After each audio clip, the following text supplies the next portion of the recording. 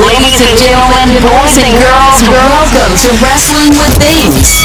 We wrestle with all sorts of things in sports and entertainment. And now, here are your hosts, David and Sammy Joseph.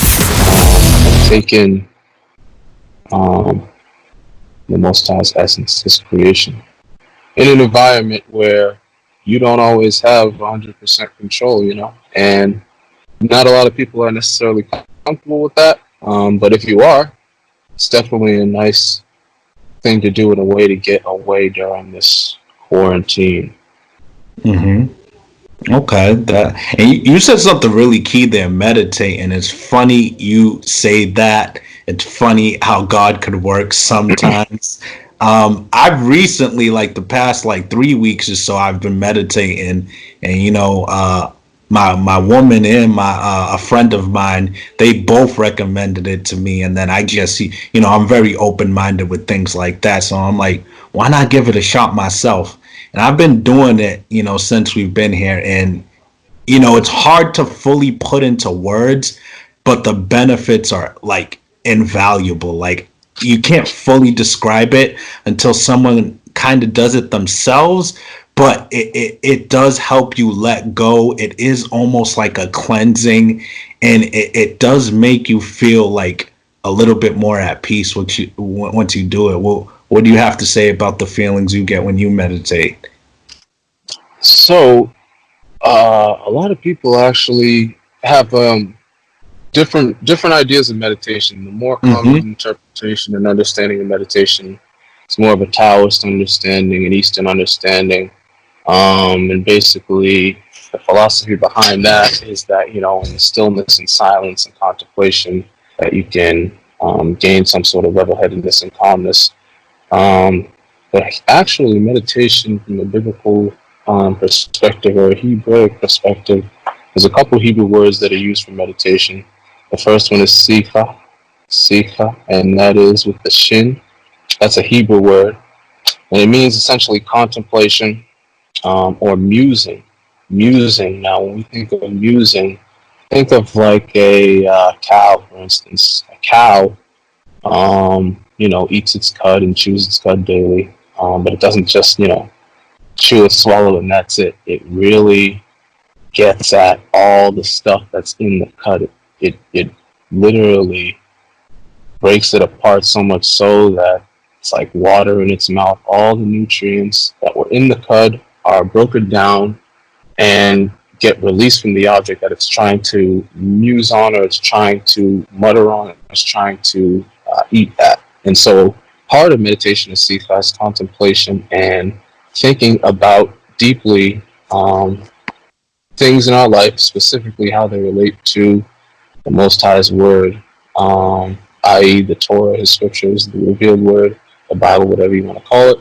And also, another key part of meditation from the Hebraic perspective that's not often thought of when it's recalled in Eastern understanding is the consistent speaking of the Most High's word and also your own thoughts and contemplations, because the speaking of it actually allows you to release a lot of the energy that's built up that comes as a result of meditating on it. Specifically when it comes to these issues with our people, we have to speak about these things. We have to meditate on these things. We have to mutter on these things, and we have to do it with each other so that we can process the events that are happening and unfolding before our eyes, and not get these events so built up within us that we act irrationally. And so from a Hebraic perspective, part of meditating in regards to camping would be speaking the Most High's word, the commandments, reading the commandments, and just being close to the nature and having that understanding that you are actually in an environment that is not your own, that you don't have control over, with the Most High sustaining you through that. And you get a sense of calmness by doing that. And so, different people do it different ways, but in regards to my meditation, obviously it's been on the Most High's word and how it relates to the situations that we're going through as well. Specifically us as what the world would call Black people. Wow, that was a lot. That was well said. Lot there to unpack, and there's so much. So much angles I could go, but I'll let Sammy go. You have anything to throw in here for a sec, Sammy? Yeah, I was wondering and one of your camping trips, you ever see anything you didn't expect to see, or you something that you just took off all the way? Okay. So there's a couple experiences I can share with you. Um, One experience involved me and my wife. We were in our tent. We set up our tent. We basically, these campsites in New Hampshire are first come first serve type deal. So you get a spot, you see a spot that's not occupied with no tent, no RV, etc., and you claim it. So you park your car there, you put your supplies down, you pitch your tent, and then you go and pay for the spot that you occupied. So we occupied a spot, and we were staying there for a couple nights. I believe it was the first night. It may have been the second night, but one of the first nights we were there. Um, During the night, we and I say we because it was both me and my wife, but I was actually mostly asleep when this happened. We were woken by a person clearly flashing some sort of like light, a very strong light directly at our tent. Um, and at first it was in front, and then it started to like circle the tent and sort of almost check out to see if there was anyone in the tent, it seemed, from the outside. And then the person who was doing it apparently left in a car, and the headlights actually shone off the tent. And whether they left the parking lot fully or not, we're not sure.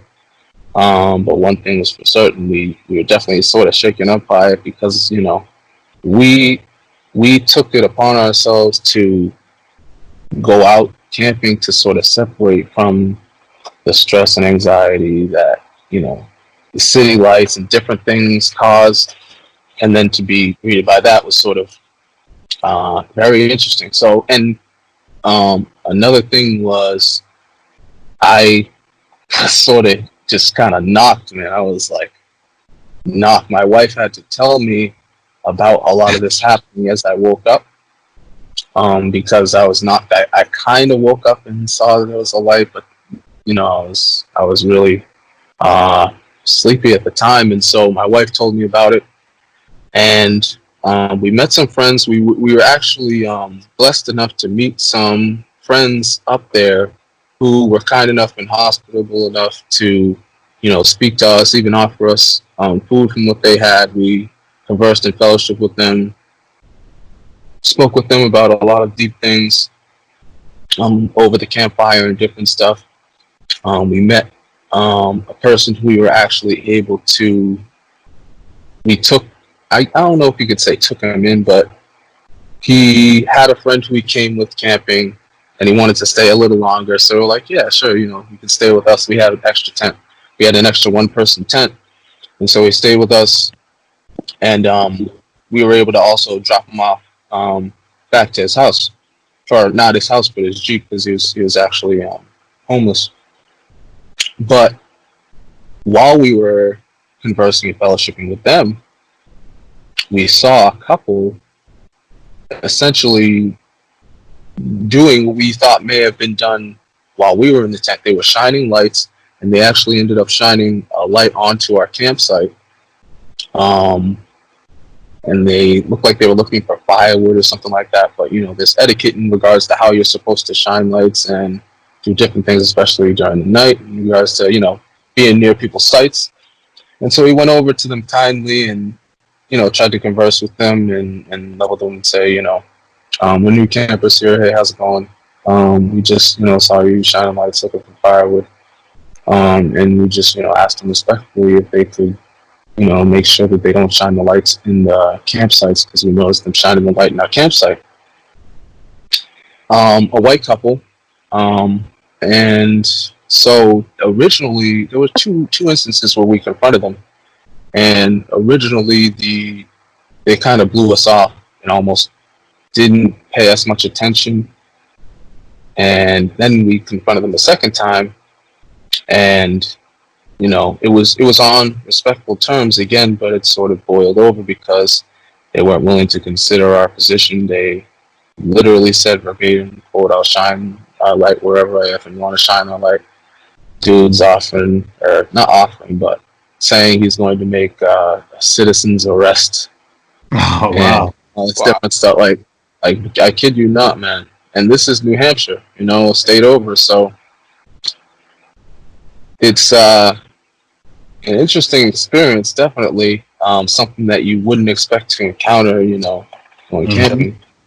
But another thing that we encountered that I didn't actually encounter, because my wife went camping again with her friends, that we wouldn't expect to encounter, but you may expect to encounter more in the wilderness, is my wife, as she was coming out of her tent in the morning. It was 8 or 9 in the morning, right here.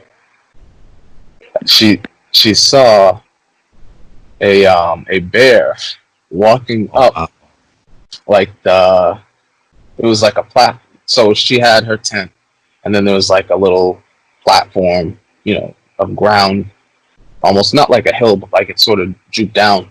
There's other campsites down there and other stuff, but the bear was crawling up there as she was coming out of the tent, and ended up, going over to the table, sniffing some stuff, and they had to get into the car real fast. And, they couldn't run, of course, because, that would agitate the bear. It was a really interesting situation, but, is to be expected if you're outdoors. But, yeah.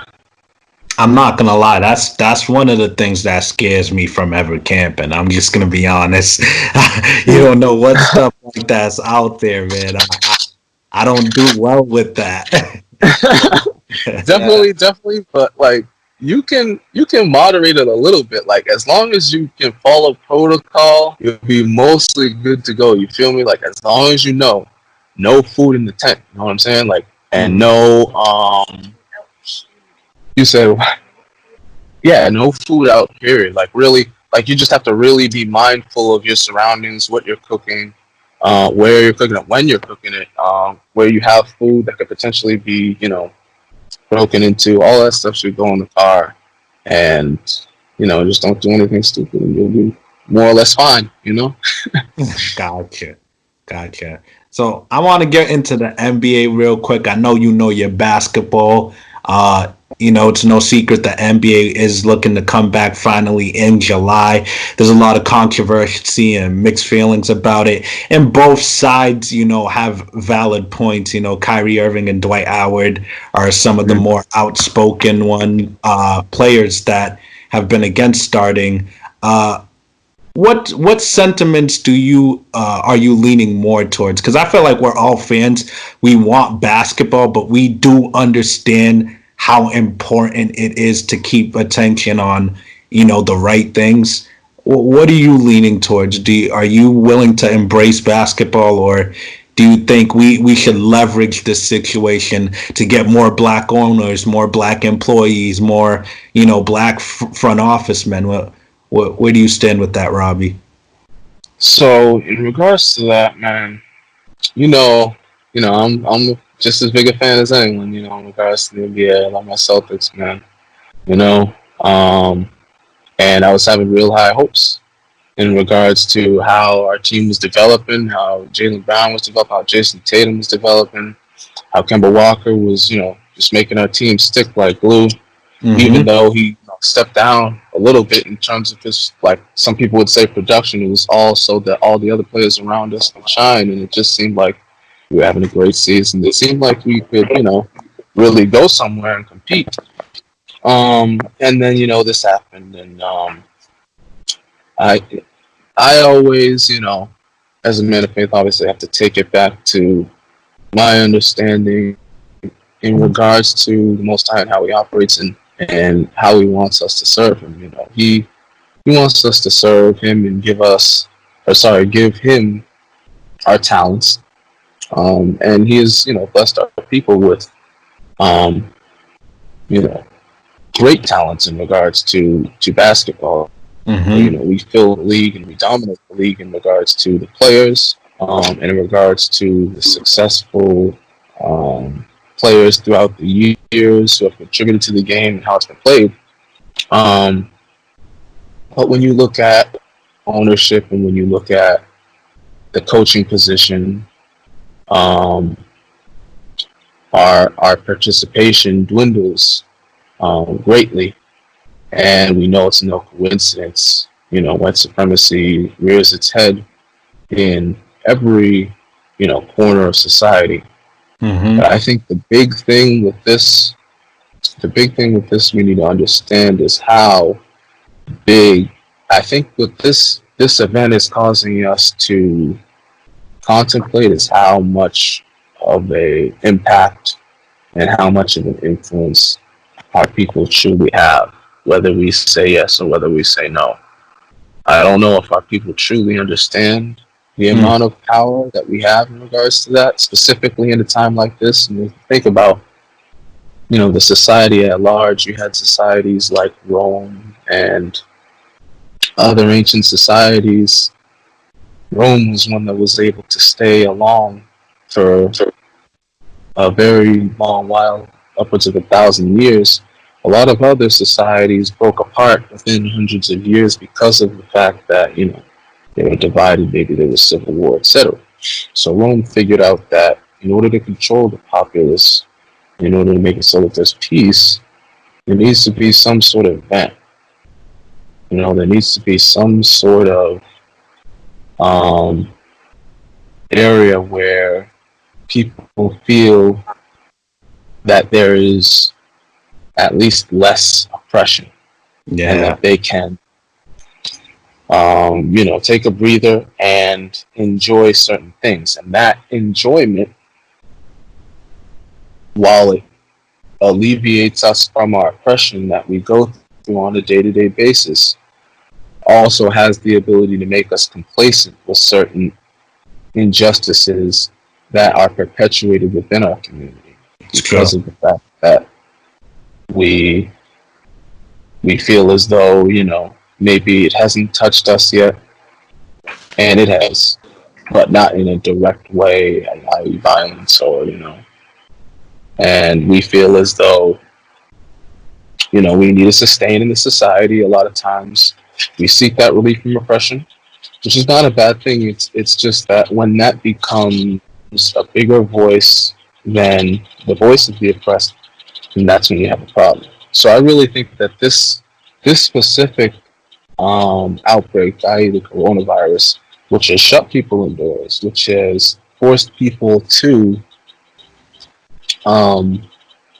now you have to, have some sort of routine and know what you're doing outside of interacting with other people. Otherwise, a lot of people will mentally degrade, mentally take a step down, and will also, because of the fact that a lot of things aren't open and we don't have the ability to interact with certain people, go to certain places, we'll also have more time to contemplate the oppression and the negative things that are going on in their day-to-day life that they can't escape from with the coronavirus. So the coronavirus has a big impact in regards to people's mental health and our ability to contemplate the things that we go through. And what alleviates that is being able to stay inside all day and play video games, or stay inside all day and watch TV, right? Now, when you can't do that, when the sports teams aren't on, now people, again, have no choice but to think about the stuff that's going on, and maybe that sparks some sort of change.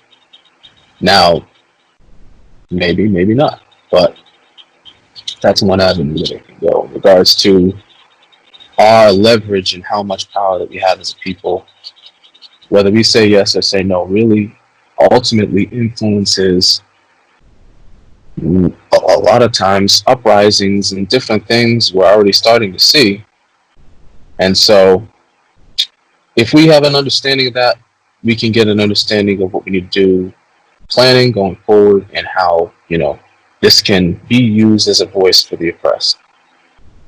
If we say yes to play again, then, we have to acknowledge that there are certain people that will continue to eat. The players will make a bigger salary because they're able to play and not have to have any of their salary withheld, so they'll be able to be well off, etc. Now, whether or not that'll translate to our community, we'll see. Mm-hmm. But these are all things to think about in regards to whether our people should say yes to playing or not, and the reasons for not playing. If we're saying no, we're not going to play, and then we don't have an established plan of what we're going to do, that speaks a little bit softer than, okay, we're not going to play. Actually, what we're going to do is we're going to establish our own thing. These are going to be the people in charge, and we're going to start our own. So, whole different story. So are you personally for the players playing or against it? Well, I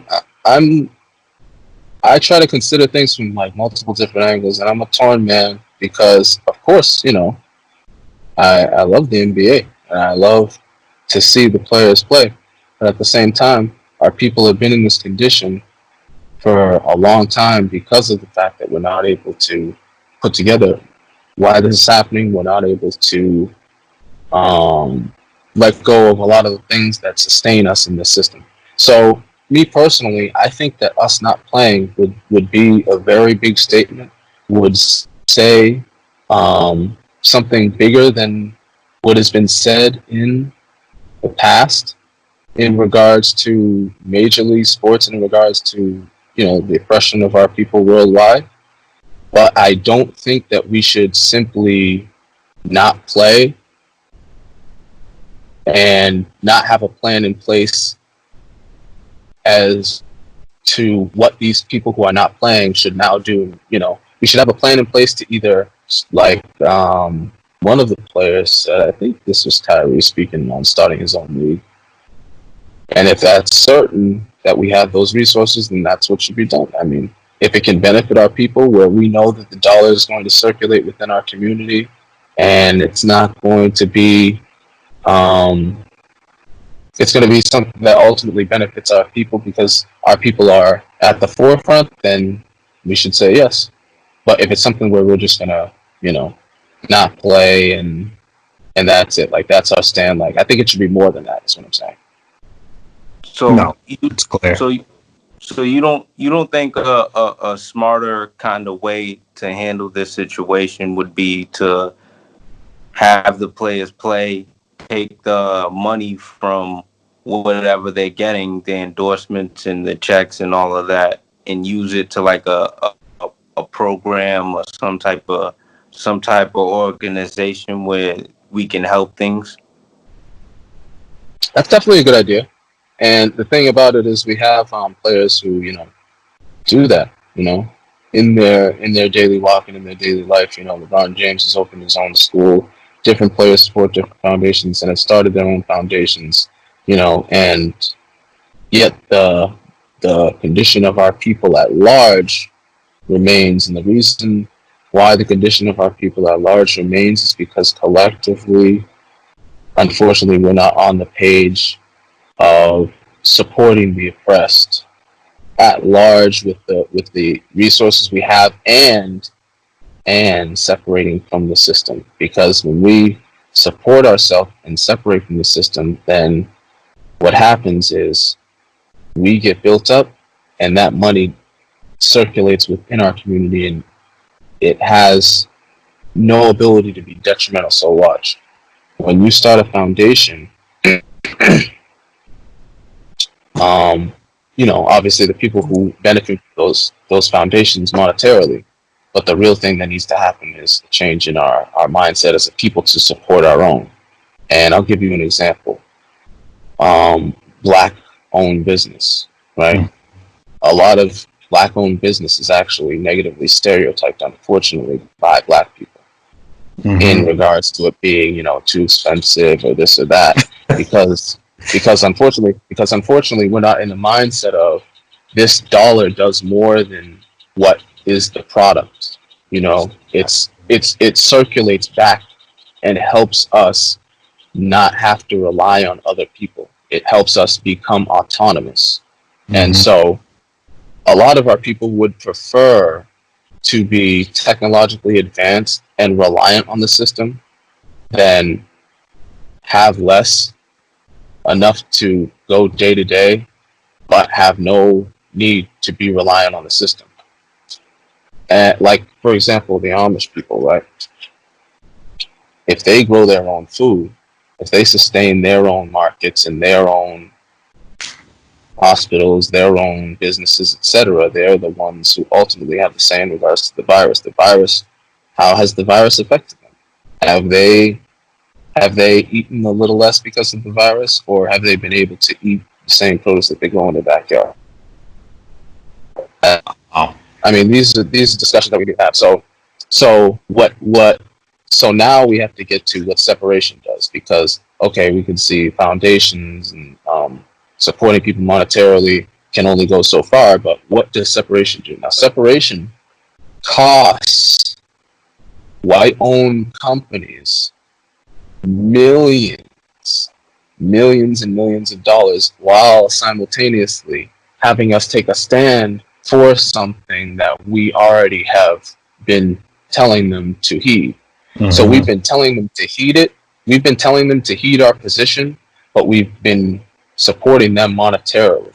But if we now tell them to heed our position and actually, no, you're not getting my money anymore. Now they have no choice but to consider our position. And a lot of this, bandwagoning now is as a result of our people making a little bit of noise and saying, no, we're not gonna just roll over and take this. So I think we have a little bit of leverage in regards to the NBA, because like I said, sports and entertainment is a big relief from oppression. If you take that away, then a lot of people's nights, go down the drain.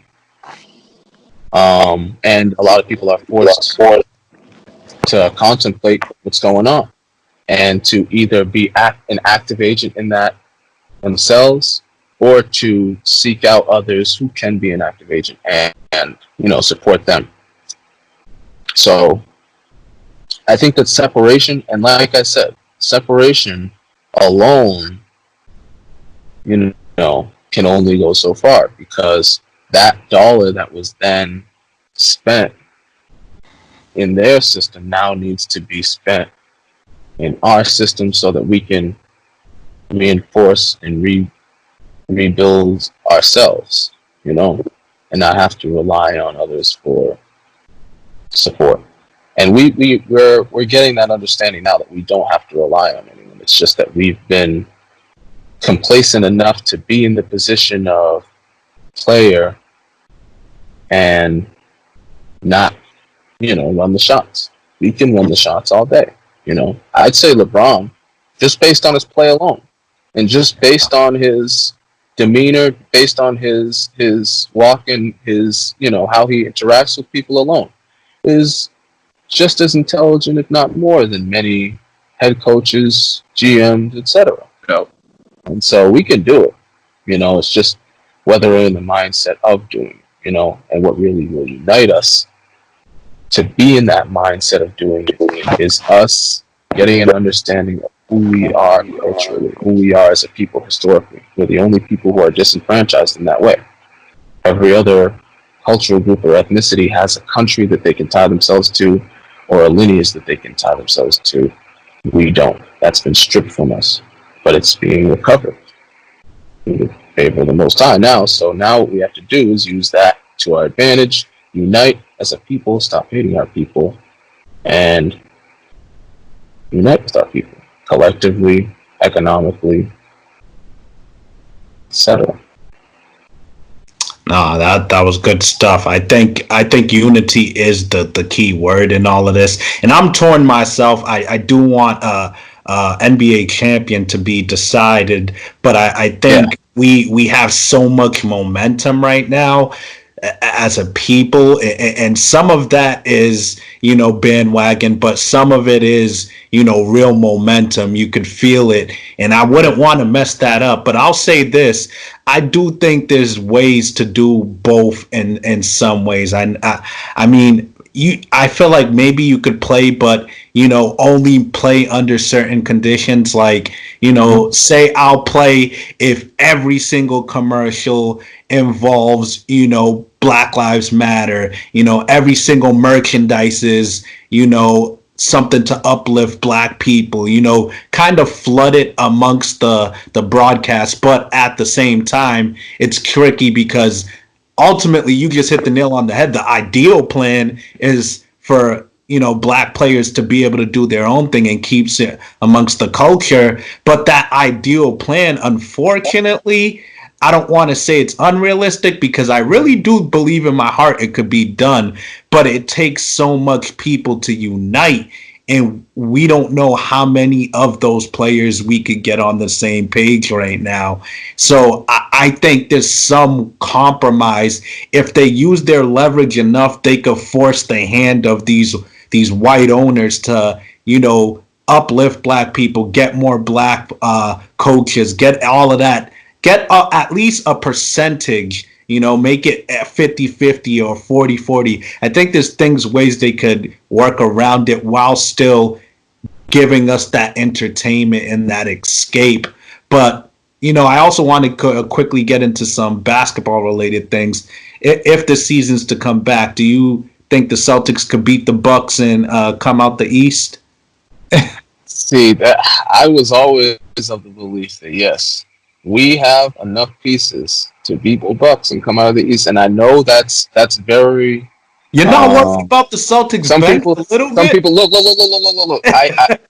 Look. I think dude. Just every time I doubt the Celtics, it seems that they step up in the important time in the playoffs. At least the key pieces who've been performing, better now this season, I feel like can overshine Giannis and everyone else supporting cast. Now that they don't have Brogdon, it's really just Middleton. That is the big loss. Nobody's talking about that. But that ain't no big loss. It is a big loss. People don't think it's a big loss. It may not be as big a loss as you think because this year they really performed, man. They performed much better than I think anyone thought they were going to.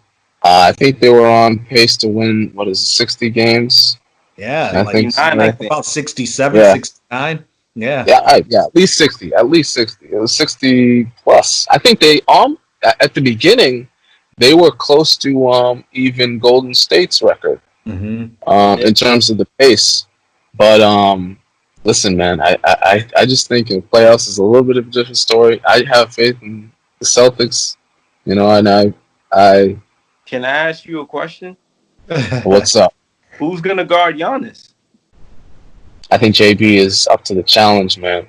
He could bother him a little bit. I think JB is up to the challenge.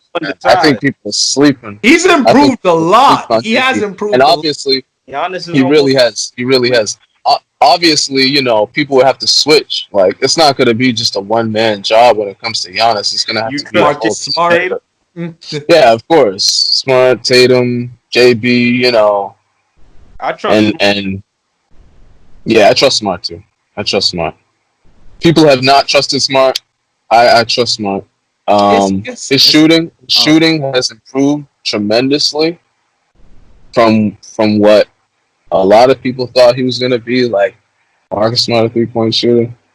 People used to look at me sideways when I used to say Marcus Smart was a 3-point. He was going to be a 3-point shooter, and he was shooting threes this year, man. Yeah. And also playing the defense that he always gives you in terms of the intensity, etc. So I definitely trust him. I think with the combined effort, I think we outcoach him. Of course, I think we do all these different things. You Ooh, I know, don't. like Budenholzer is a bad man. I think people sleep on him, but I think people sleep on well, Brad Stevens. people. There's two sides to that, you know, because a lot of people will pretend, you know, he does no wrong, and that's not true either. But I definitely think he's upper echelon of coaches, and when it comes down to it, you know, game time, decision making, you know, I think that he definitely can take us at least there, you know, in terms of either the conference finals or the finals, man. I think he can. I think he can bring us to the finals. I think we've gone far enough with different pieces that may not have, you know, gelled at the beginning, like Isaiah Thomas and Avery Bradley and whatnot. But I think the squad we got now, man, I think we make some noise, and I think people are sleeping. Are we sleeping on the Philadelphia 76ers or a team like the Miami Heat as sleeper team? In an abbreviated season. I think The Heat. can take the Celtics. They The Heat. always match up well against They're the too Celtics. big. I think The the Heat. Celtics are too small. I can't say anything about Philly. I can't say anything about Philadelphia, Philly. it could scare The Heat. anybody on the East. They I'm not scared of Philly. when I'm not healthy. scared of Philly. When healthy. I'm not scared They're of so Philly. big and talented at the end of the day. And Celtics do not have a real center, a real legit center.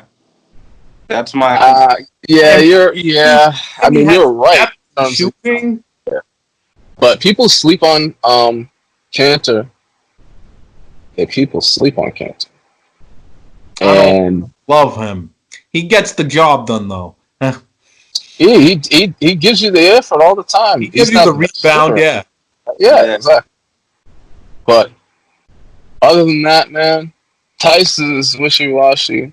I like him when he plays. Yeah. We need big man. we need some. I was really hoping that at the trade deadline we were gonna make a move for someone who had some height, and we didn't. And I was like, okay, and then I saw how everyone developed, and I was like, okay, I'll trust it, but we need someone with some height, man. Someone big too who can move down there, who can also, you know, work in the offense.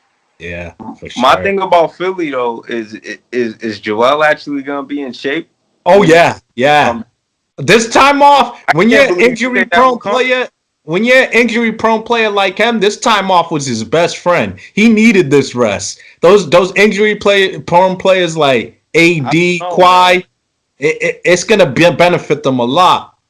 I've heard this before. Joel's known for coming back out of shape 11 times this amount. I really think so. It's gonna benefit them. Joel's known for coming back out of shape. It's possible. He's known for that. It's very possible. But who you got coming out the West, Robbie? I thought the Lakers were going to come out of the West. I wanted to pick the Clippers originally, but I just thought that there was a little too much, too little. I thought the chemistry would build faster than it did, actually. Mm-hmm. Even though they have a great bench, they have a great setup for those two players. Mm-hmm. It just seems that the chemistry isn't as good as I thought it would be going into the playoffs. And so, man, wait a minute. They beat the Lakers twice. They did, but this is the playoffs, man. Mm-hmm. This is the playoffs. This is LeBron, and this is the playoffs, and that's all I need to say. Because that don't scare Kawhi. I mean, that don't scare him at all. I mean, yeah, but yeah, this doesn't scare Kawhi, but you know, yeah, at some point, man. At some point, I feel like push for push, LeBron has more to I feel like he has a little more on his shoulders, especially given this year, like Kobe dying and all this stuff. Like, man, the Lakers in general, first year claimed by Magic, like got AD on your squad. Like, I just feel like there's so much on LeBron's shoulders, and that he's dealt with it so well up to this point that I don't know, man. Sounds like fairy tales, man. Yeah, doesn't that sound a little too perfect? Yeah, you know, like fairy tales. It's possible. They're definitely No, content. I feel you. It could be, yeah. Dwight It looks Howard like don't almost even- like What? But hold on. What does it look like when you're down 3-1 to Golden State, the best team ever? Like some people could argue, and I won't argue that because I would never. Hold argue on. that, but A lot of that. very stacked team. And Steph Curry choking. That's didn't he averaged Oh no, that year, yeah. That year was not good for Steph. You're right. It wasn't the best year. The finals in general, seems interesting. Sometimes is better than others. I mean, not last finals, but the finals where Golden State won and KD got the MVP. He averaged nearly a triple double. 20-something point. Almost in the finals, and so I thought, maybe you could give it to him. He made some really big shots, but obviously KD got it. He doesn't perform bad always in the finals, but yeah, that year I don't think was very good, man. For him, at least. Do you think the Rockets have a shot against the Lakers? I think they do. I think people are sleeping. I think people are sleeping on the Rockets. Very much. I think they're Jimmy, they got a shot. He's one of those people. He's always against the Rockets. They have a shot. Yeah. Again, I'm looking at the big size problem.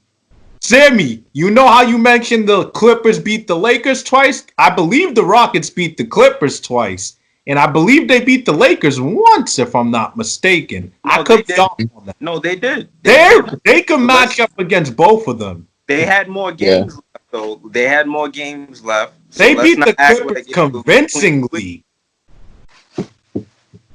I don't know. Like, see, I think they may be able to go game for game with the Lakers, man. But at the end of the day, down the line, shot making, like, I don't know, man. Because you have Harden, that 12 turnover, fiasco that he did in the finals a few years ago. I don't know, Always man. choked.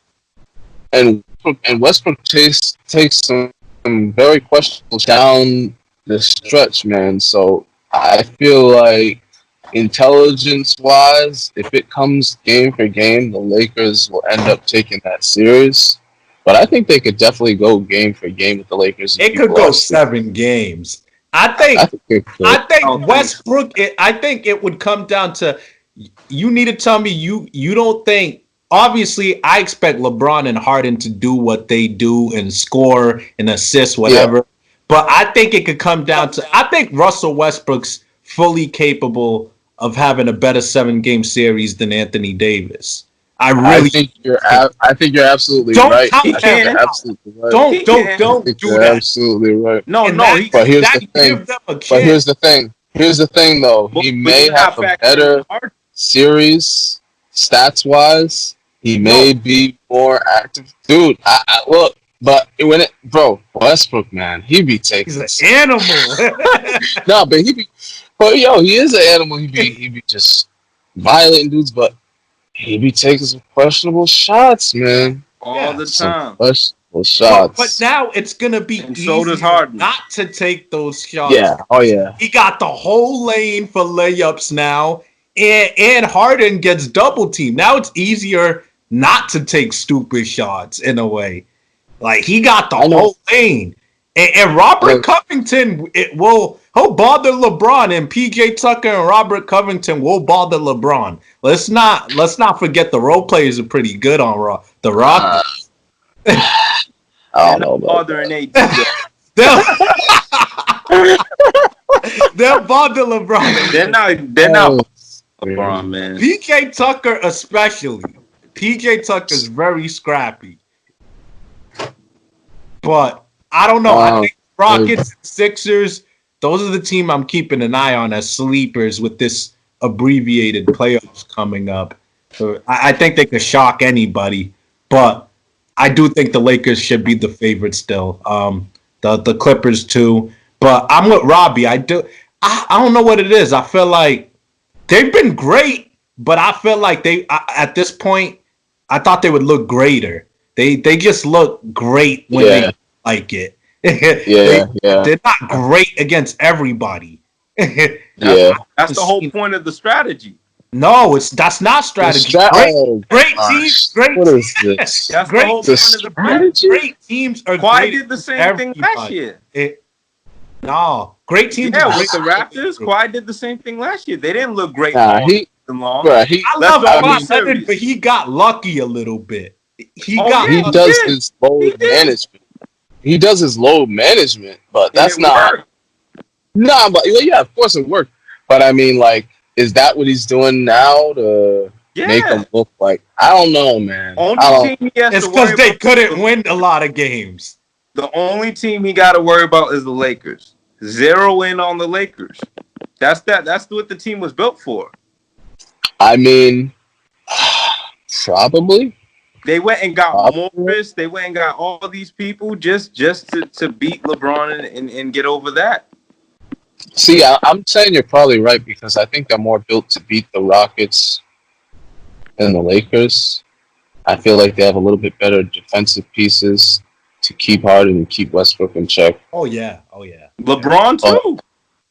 Yeah. Well, no, I'm just saying in comparison to, the Rockets. So I think their, real only challenge would be the Lakers, but how will they stack up against the Lakers, man? I don't know. Well, PG, here's the thing. We know Kawhi is going to be up to the challenge, like you said. Yeah. But is PG going to step up, man? Absolutely. That playoff P garbage was garbage. That was playoff P. Let's cut the brother some slack. In the Pacers, he was asked to be the man of the team. In OKC, he was kind of asked to be the same type of thing in a little bit because Westbrook had a couple of off years with him. I feel you. So now he's in the driver's seat. We know he's in the driver's seat. He knows his role. I think he can just chime in 20 points and we're good. Oh, you mean the passenger seat? Yeah, he gets to finally be the shotgun. He's the perfect second option. He really is. Yeah, definitely. Offensively and defensively. This is the spot he needed to be in.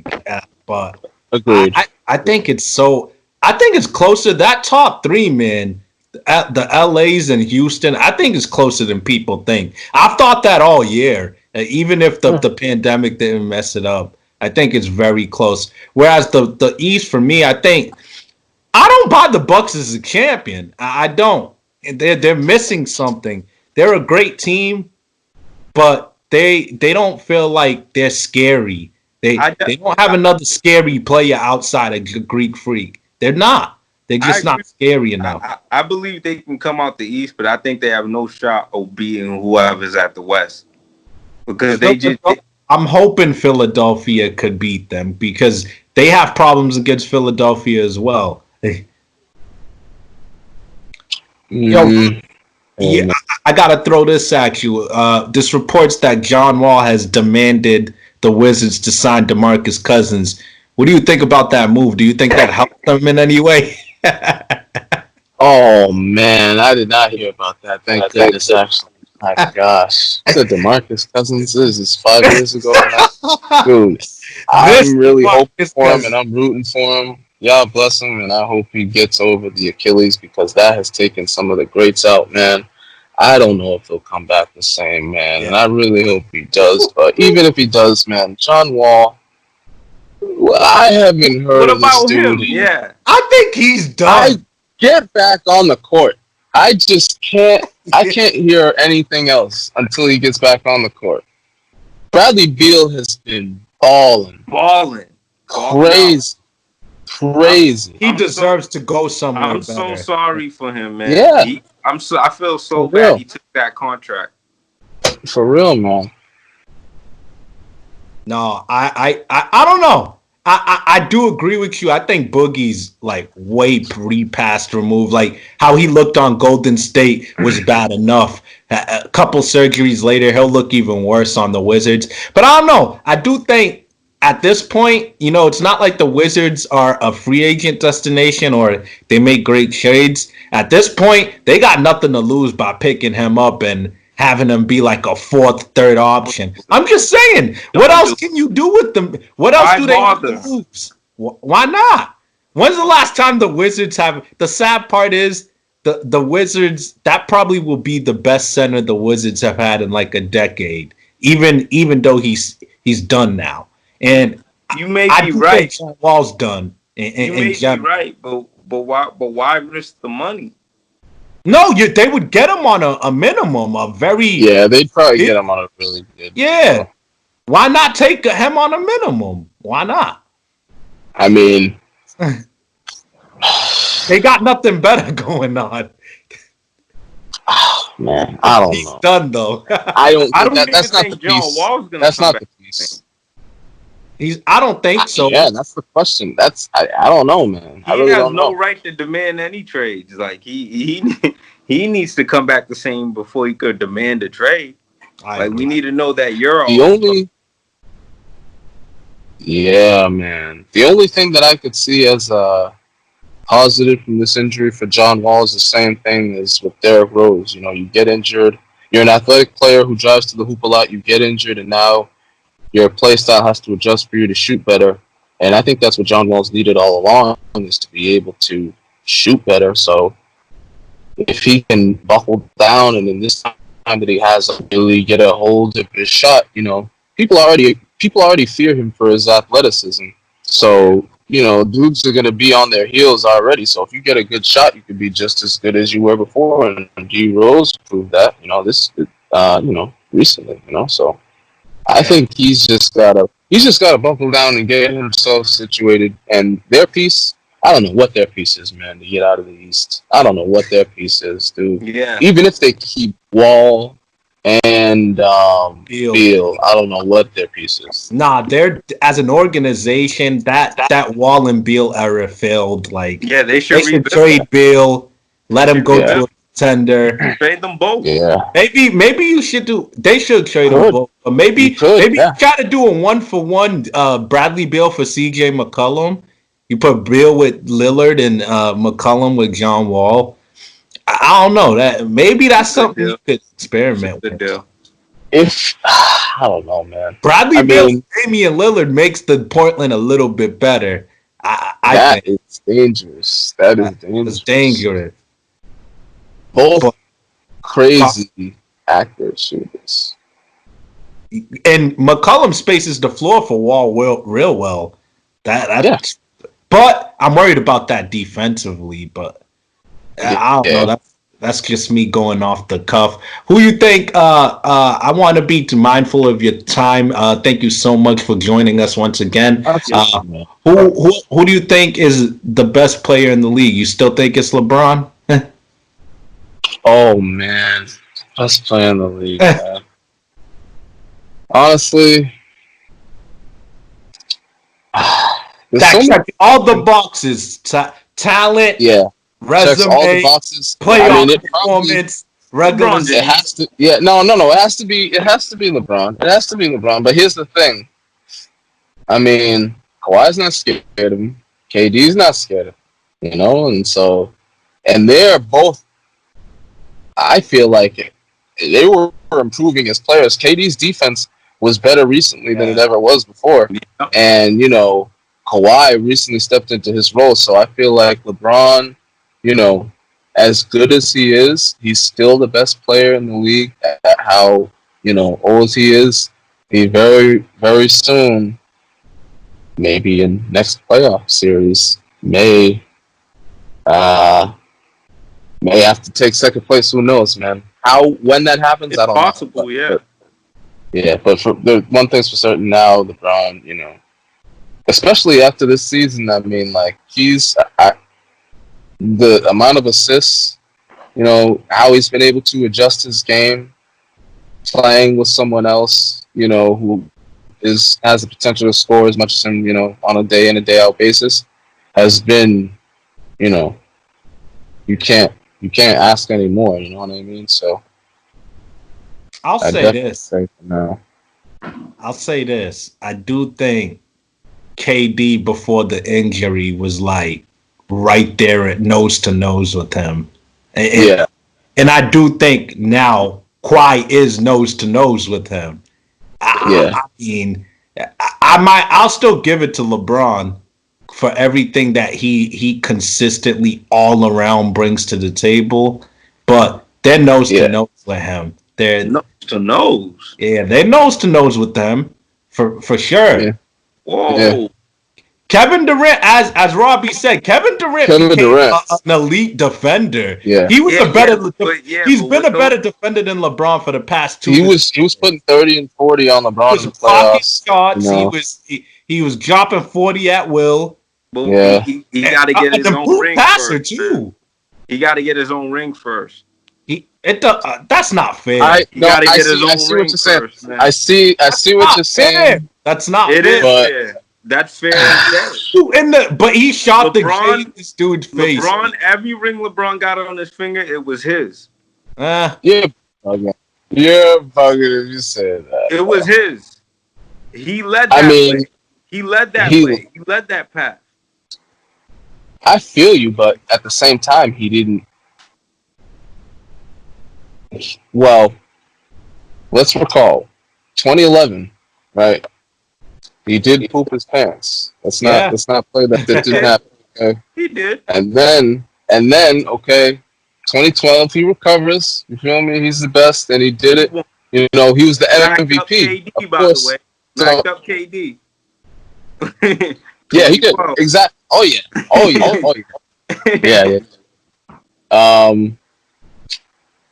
But in 2016, man, having Kyrie was very big. And that shot, man, that shot over Steph, they were both averaging 40. I didn't know who was going to get the MVP, honestly. I really didn't. LeBron still set that. But obviously, I had to give it to LeBron because, it's Cleveland. I understand what you're saying, man. You said it, but at the end of the day, KD, for his 2 rings, he was the final MVP. And he was the best player on his team by a wide margin. He was. Yeah. He made Steph look like he wasn't important anymore. So we can't pretend it's not his ring just because thank you. He went to a different team to get it. Like obviously we don't like how he left, but I mean, come on now. I don't say it in that manner. That's cheap. I don't say it in that manner. I say it because he went to the team that beat him. So he went to the team that beat him. We're past that. You know what I mean? Like, so you really can't call so that going your to ring. the team that, okay, I see. You go to the team that beats you. You can't call that your rings. Like you just went on the wagon. You just hopped on the So that's Russell Westbrook's ring now. You see what I'm saying? Is that Russell Westbrook's ring now? Russell Westbrook. Yeah, you said it can't be your ring, so is it the team who beat him? Is it Curry's ring now? Whose ring is it? It's on KD's finger. No. By the real book, it's everybody's ring. But come on, if you just hop on the wagon after you lost to them, we can't really. We can't. No. What I'm saying is we can't say it was KD that made them get to that path because they were already at that path by beating you. But we can say he was the best among. That makes sense. As a team, I see what you're saying. He was the best. You see what I'm saying? Like Golden State. From Golden State's perspective, I see what you're saying. Which is why they had to let KD go. You feel me? He didn't do anything. Like he jumped on the bandwagon. So like, it's Steph's team. They cultured a system that KD was able to fit into perfectly, and he won a ring. But individually, I mean, heck yeah, it's still his ring. Yeah, I mean, but I see what you're saying from Golden State's perspective. He kind of hopped on a bandwagon, But let me ask you this: would it have been more impressive for him to have beat Golden State to get to the Western Conference Finals to lose to LeBron anyway? If it happened, if it happened that way, or would it have been impressive? No, would it have been more impressive for him to do it? How he did it. No, if he beat Golden State and then went to the finals and lost, we wouldn't even be having this conversation because it would be a totally different way of looking at KD. Because it would have been him elevating Golden State to the next level. Both of them would have had to make decisions to. But Golden State was already tasting the trophy. They just made mistakes. That's true. I mean, when it's all said and done, yeah, they were champions. Yeah, they won 73 games the year before, but nothing guaranteed that the next year without KD they would make it back. No, nothing at all, because that's hard to do. No, absolutely. If they kept the roster the same way, they probably wouldn't have made it right back. The way people would catch they would have been in that mix, though. Of course. Whoever would have took them. They wouldn't be as dominant. They wasted so much energy on winning 73 games. I'll say this. If KD can win a ring with Brooklyn, then we can have this LeBron debate. That's not right, though. He's right. It's right. I mean, that would the ring in Brooklyn. No, I'm going to tell you right now. If he wins the ring in Brooklyn, he's better than LeBron James. Oh, I'm being real. You're bugging now. I'm not bugging. Wait, you hold on. Say I'm bugging. I can't say it. He's better than LeBron James. I can't say it. Think about it. Kevin Durant. Think about it. Kevin Durant and LeBron James, to his credit, I'm not going to be one-sided here. Kevin Durant and LeBron James are the only two people that realistically could take Kareem's scoring, all-time scoring points away from him. Yeah. Kevin Durant could make top 4 at the very least. He could score 25 a game for the rest of it, for the next 5, 6, 7 years. If he gets 3 championships and he still has more time to get 4 or 5 while he gets accolades, while he has already 4 scoring titles in the MVP, that's better than LeBron in my view. More scoring titles, more finals MVPs. He could get more championships. I think he's better. He could, if he does that, he could say I'm better than LeBron at everything except passing. That's it. I don't know about that, man. I mean, he's just started to come into his. I mean, he's always been a scorer. He's always been known as a scorer. You know what I mean? And no one will ever argue that, maybe he's a better scorer than LeBron. Of course, the scoring titles, is he going to average? Now, keep in mind, man, LeBron is averaging 27 for the career, man, and that is tough. So is KD. Tough. I know, and I think that'll continue as well. But when you factor in being able to do, all the other stuff that he does, combined with the key thing to me is how much help, I guess not help, but the team that he's been put in, the system that he's had to play in, we cannot even compare LeBron James and Kevin Durant's systems that they came up in. Of course, Kevin Durant struggled with the Thunder, but he didn't win anything with the Thunder. LeBron had to come back to Cleveland, win with Cleveland, and then also, went to Miami and won with Dwayne Wade, who was a great player, but let's be honest, he was on his last knees, literally. And Chris Bosh, great players, but Kevin Durant won both of his rings in an established system where the team before just won 73 games and they had a championship before that. It's a difference in. So are y'all telling me there's nothing Kevin Durant could do to surpass this man? Because I don't believe that. No, we got close. They're so close that KD You got to win a pass. from Brooklyn. I think if he could win, one in Brooklyn. I think if he could win a couple. Well, I don't know. Like one. No, he didn't. But I mean, that's not fair. He needs one in Brooklyn. One in Brooklyn. One in Brooklyn. See, the thing about it, what Dirk Nowitzki it's more to me to the match. Man. Think about it's got to be a little more to me than championships, man. Like he would have the scoring titles. He would have the chips. He would have the Finals MVPs. He would have rebounding, arguably. I'm just saying. Oh man.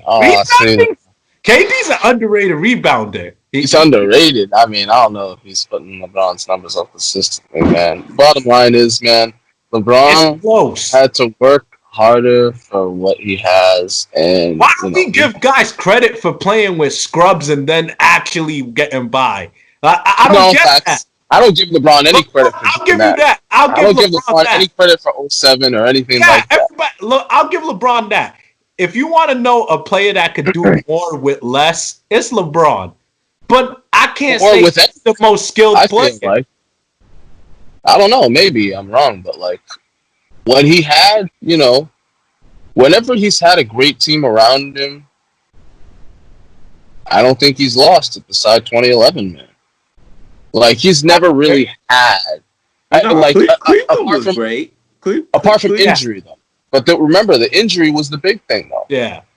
No, it was the injury the first year. There was a year they were healthy and they lost in 5. To who? To Golden State. I think that was the last one. Yeah. But that was he was healthy. Exactly. The KD Golden State. Well, yep. Yeah. That last year. But ultimately, man, like he could do more with less because he's a better leader and passer. But I'm not ready to say he's pound for pound a more skilled player. That KD could pass him as a better skilled all around player. KD has potential to pass him. He is more skilled because LeBron's better defensively. That's not even the case anymore, though. But now, though. Yeah, exactly. That's going to be debatable now because KD if we're going prime for prime. Prime for prime, KD still has prime. I think, honestly, LeBron's defense has been a little bit overrated. Yeah. In his all past. the side. It's been a little overrated. No, he used to play great D. He had a period where he played great D. He's a good defender, but LeBron never looks at somebody and says, I'm about to defend him. Or, no. I'm going to slow him down. To the challenge. Yeah, he's not one that, sort of steps up to the challenge. All the times Paul Pierce was crapping on him back in when LeBron was at his peak defensive form, Paul Pierce always got his against him. Come on. I remember. That's true. And you telling me he's a lockdown defender? No disrespect to Paul Pierce, but I didn't say lockdown. I said compared to KD, prime for prime, he's great. KD's a better shot blocker. That's all I'm gonna say. Oh, come on, man. Better shot blocker. Whoa! What? He is a better shot blocker. What? But if that's like where's the highlights to prove it? Oh my gosh! Chase down blocks out of here, bro. What? KD gets accident. Is a really good shot blocker. But LeBron has literally. Oh, come on now, bruh. Oh, KD gets accident blocks. Oh, come on, Sammy. Do you remember that Iguodala block, man? Exactly. That's the most overstated block in history, man. But they were already gonna win the game, even if he got that layup. I think they were up like 6 at the time, if I'm not mistaken. Remember the Spurs? Yeah, I'm a Spurs fan. I remember the Spurs. Remember the splitter? Remember he got one, Thiago. He made. Oh man, come on now. And obviously, like it's not like he's blocking. I don't know, Westbrook from dunking on him. I don't know. YouTube some highlights. Kevin Durant got some nasty ones. but that's only recently, man. Yeah. He's only recently started playing defense. Defensively, On I the need to see Thunder, him more from him. at the end It of his just Thunder started. run, he was coming around a little bit more. But Golden State took him over the top. I'll give you that. But he played a little D on the Thunder. It was He barely. played a little bit. Oh, He's never come on, been. he was blocking shots on the Thunder. Come on. Yeah, I Most don't of that think so. Thunder The last run, it couple was years? barely. It was I barely. don't think he's ever been a bad defender, but He I was don't bad think at he was- one point. He Nah, was bad. He was bad in I his mean, rookie year. If he was bad, it was because he was unattentive. I He mean, was I don't like think he Dirk. could be a bad defender at that big, man. Like he was always an He's okay. so long that he doesn't That's what I'm even saying. Like be a great Yeah, defender. he'll get one You just for gotta being go big. like this, bro. When you're He's big always like been- that, you can get one. You can get a But block now for he's accident. Oh, come on. accidental block. How do you yeah, get but an When you big like Why- that, you can get a block by accident. why is your hand up there? Yeah, you're long. When you're long and you're moving around, you can hit the ball by accident. Come on. I'm seeing it happen. Silly. So I'm trying to get the ball. Yeah, I can't even entertain this. Don't do it. I can't even entertain this. Thank you again, Robbie, for joining us. We're going to leave it right there. Thank you guys for watching. Don't forget to like our Facebook page at Wrestling with Things and subscribe to us on YouTube at Wrestling with Things.